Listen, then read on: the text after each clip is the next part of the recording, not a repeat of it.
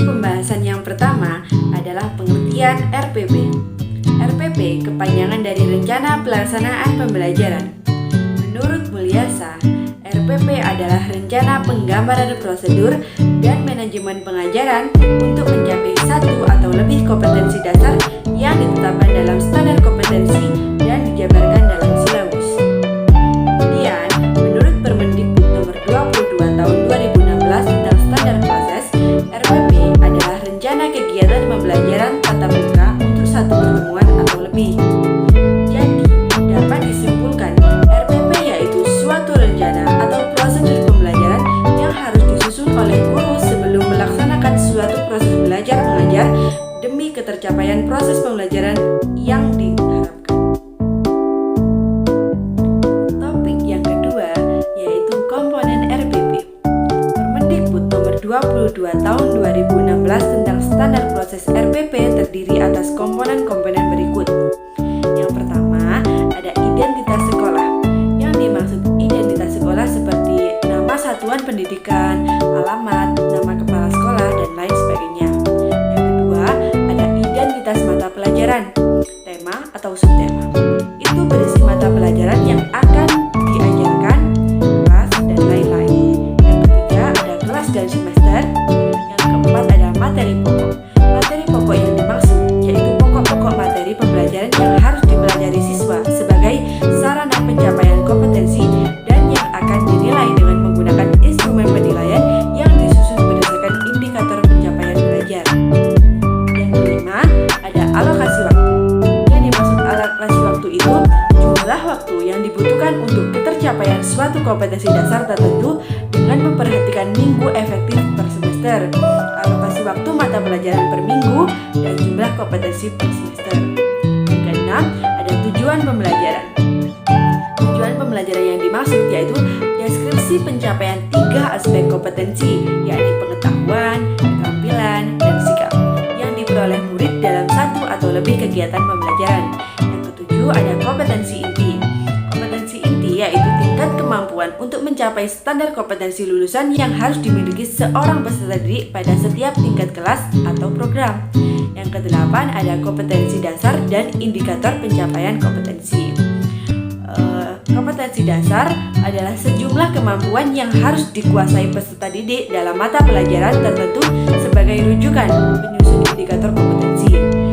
Sedangkan indikator pencapaian kompetensi adalah penjabaran dari kompetensi dasar yaitu berupa perilaku yang dapat diukur atau diobservasi untuk melihat ketercapaian dari kompetensi dasar yang menjadi acuan penilaian suatu mata pelajaran. Yang kesembilan, ada materi pembelajaran. Materi pembelajaran yang dimaksud yaitu pengetahuan, keterampilan, dan sikap yang harus dikuasai oleh peserta didik dalam rangka memenuhi standar kompetensi yang ditetapkan. Yang kesepuluh, ada metode pembelajaran. Metode pembelajaran yaitu suatu proses yang sistematis dan teratur yang dilakukan oleh pendidik dalam penyampaian materi kepada muridnya. Dengan adanya cara ini, maka diharapkan proses belajar mengajar bisa berjalan dengan baik. Yang ke-11 ada media pembelajar, yaitu suatu teknologi pembawa pesan yang dapat digunakan untuk keperluan pembelajaran dan juga merupakan sarana fisik dan komunikasi untuk menyampaikan materi pembelajaran. Yang ke-12 ada sumber belajar. Sumber belajar yaitu semua sumber baik berupa data, orang dan wujud tertentu yang dapat digunakan oleh peserta didik dalam belajar, baik secara terpisah maupun secara terkombinasi sehingga mempermudah peserta didik dalam mencapai tujuan belajar atau mencapai kompetensi tertentu. Yang ke-13 ada langkah-langkah atau skenario.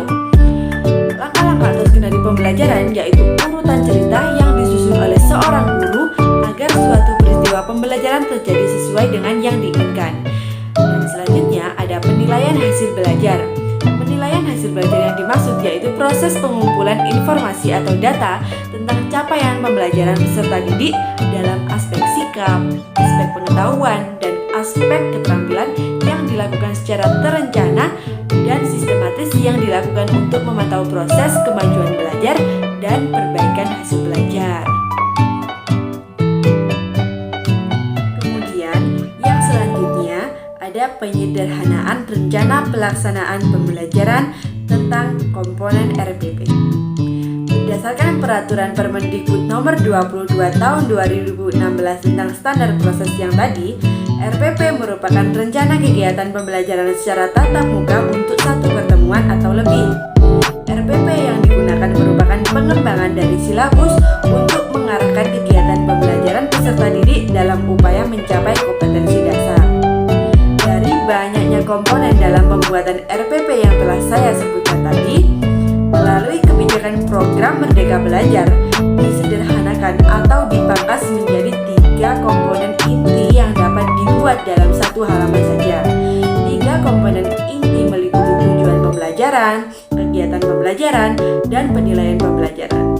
Tujuannya tetap sama, yaitu untuk perencanaan pembelajaran sebelum masuk kelas atau sebelum pembelajaran dimulai. Di samping itu, format yang ada terlalu banyak dengan jumlah 13 komponen dalam satu RPP. Adapun guru juga menyusun RPP berkompetensi dasar sesuai mata pelajaran yang dianggap sangat memberatkan guru. Dengan demikian, kebijakan program Merdeka Belajar dalam pemangkasan RPP yang semula terdiri dari 13 komponen menjadi 3 komponen saja. Nantinya, guru akan memiliki banyak waktu untuk mempersiapkan dan mengevaluasi proses pembelajaran. Penyederhanaan RPP ini menjadi salah satu upaya untuk memerdekakan guru dari beban keadministrasian dan meningkatkan kualitas dalam mempersiapkan materi untuk pembelajaran. Begitulah komponen-komponen RPP dan penyederhanaannya sesuai program Merdeka Belajar. Untuk selanjutnya yaitu prinsip-prinsip rencana pelaksanaan pembelajaran. Ada beberapa prinsip yang perlu diperhatikan dalam penyusunan rencana pelaksanaan pembelajaran atau yang biasa kita sebut dengan RPP. Yang pertama yaitu perbedaan individual peserta didik.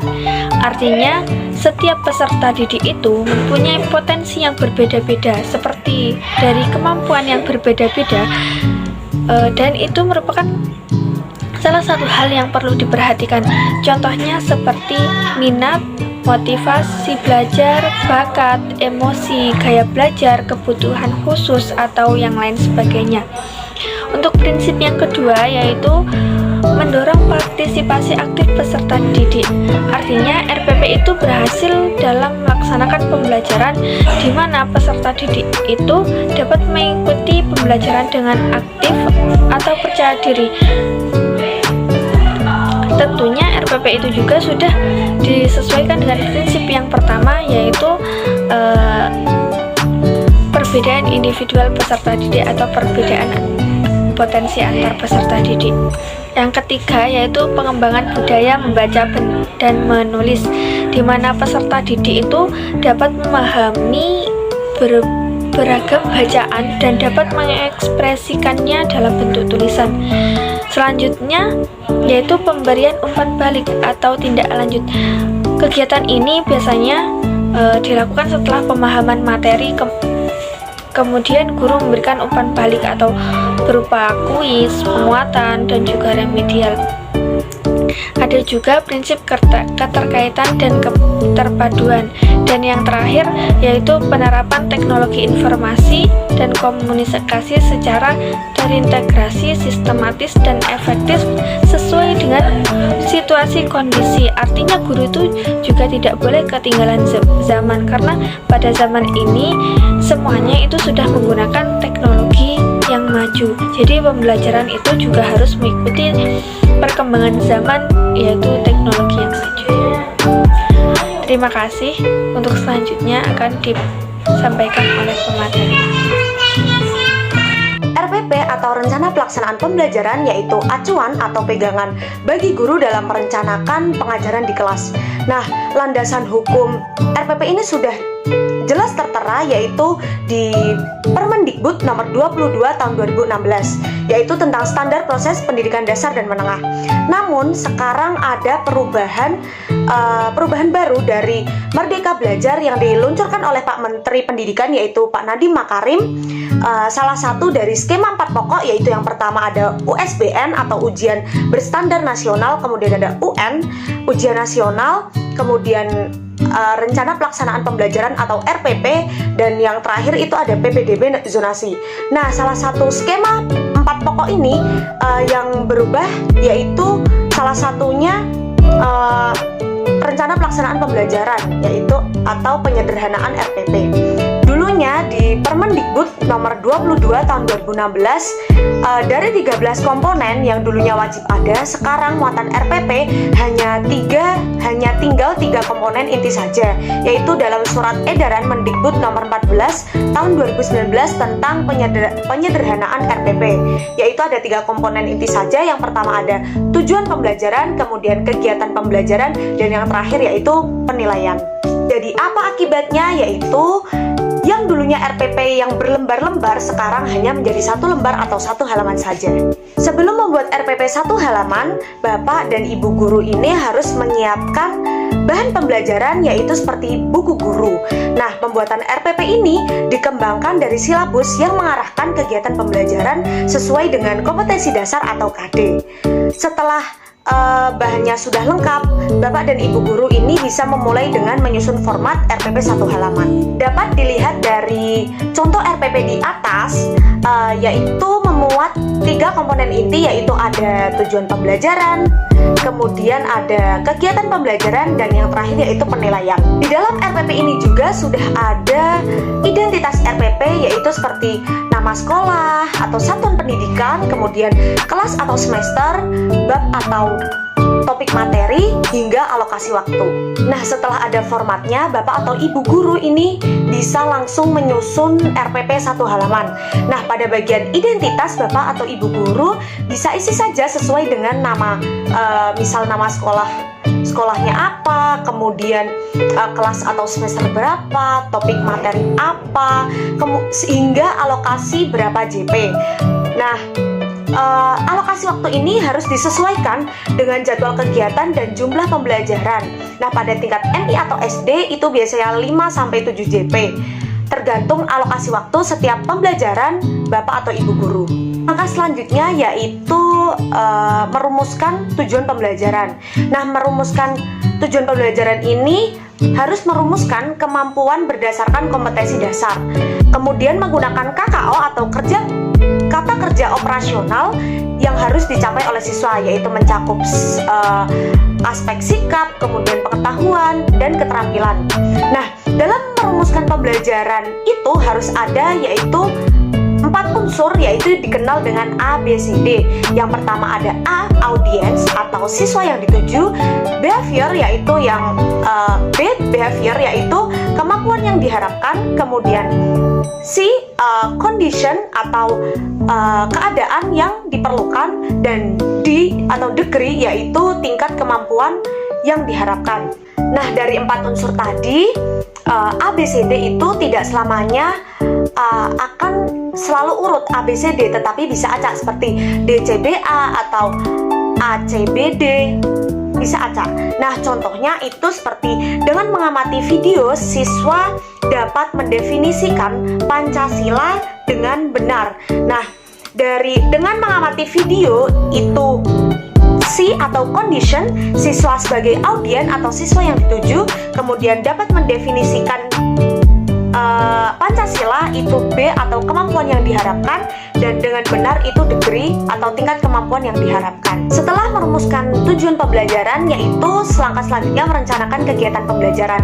Nah, dalam kegiatan pembelajaran itu ada terbagi menjadi 3, yaitu pertama pendahuluan, kemudian kegiatan inti, dan kegiatan ini yang sangat dianggap penting, kemudian penutup.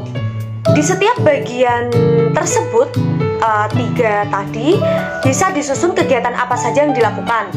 Yang pertama yaitu pendahuluan seperti salam, kemudian berdoa bersama, absen, apersepsi, dan yang lainnya. Kemudian pendahuluan ini Bapak Ibu guru harus bisa menyiapkan psikis dan fisik peserta didik untuk mengikuti proses pembelajaran.